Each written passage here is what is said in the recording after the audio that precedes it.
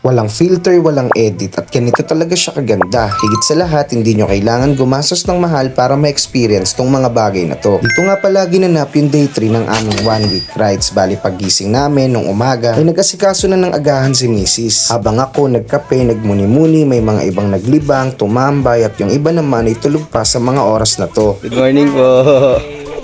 Morning.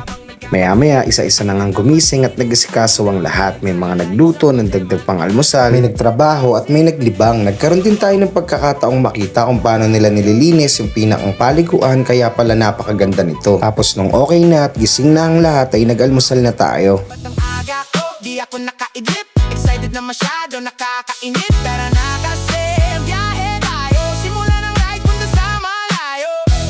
Hanggang stress, hanat yes. Para bawas toxic. Pag nag-yes, para let's. Para bawal toxic. Pagtapos kumain, pumunta ako rito para maipasilip sa inyo kung saan kami natulog ni Mrs. Bali yung tent na tinulugan namin ay nandyan sa kubo. Tapos yung ibang tropa nakalatag palibot sa area. Nagkaroon din tayo ng pagkakataon na makausap si Ate Sai dito. Nakwento niya nga sa amin kung paano sila nagsimula, kung gaano nakatagal lang kumino at kung paano to na-discover ng ibang mga tao. Naikwento ko rin sa kanya kung saan kami nanggaling bago dumiretso dito at kung paano ba talaga kami napunta rito. At alam niyo bang hindi lang lugar ang maganda rito, kung hindi pati na rin yung pakikitungo at pakikibagay nila sa lahat ng mga tao. After natin mag-usap, sinubukan na nating explore yung buong lugar at ang una nating hinanap yung pinakang importante. Walang iba kundi yung CR. Eto, hiwalay yung lalaki at babae tapos nakabukod yung shower room. Ito yung makikita nyo sa pinakang bungad ng resort at meron dyan mga kubo katabi ng pinakang ilog. May malalaking punong nagsisilbing lilim at may malawak na space para sa mga sasakyan. Sa lawak ng area, may iba't ibang parte dito na magandang puntahan. Tulad na lang dito na may magagandang kubo, may plat na lupa para sa mga tent at higit sa lahat ang ganda ng tanawin. Si Kuya Gerald tsaka si Kuya Amor na nakilala natin na taga dito din sa San Narciso. Thank you sa kanila kasi sinalubong nila tayo ng maayos, tinanggap nila tayo at nagpasalamat sila sa atin sa pagbisita natin sa lugar nila. Pagtapos natin mag-ikot, hindi na tayo nagsayang ng pagkakataon. Sakto, tirik yung araw. Di tara, magtampisaw. Ganito nga pala kaganda yung tubig dito sa lugar na to. Tulad nga ng sabi ko, walang filter, walang color grading, walang edit. Natural lahat ng nakikita nyo. May part na mababaw, may part na malalim, kids friendly at hindi delikado sa mga bata. Sa dami kong ilog o lugar na napuntahan, masasabi ko may isa to sa pinakamagandang tubig, pinakamalinaw, pinakamalinis at pinakamagandang ambience. At abangan nyo nga pala yung kasunod ng video na to. Ipapakita ko pa sa inyo kung ano yung naging kaganapan sa day 3 ng adventure namin. Sa mga magtatanong, dito nga pala to sa Camp Comino.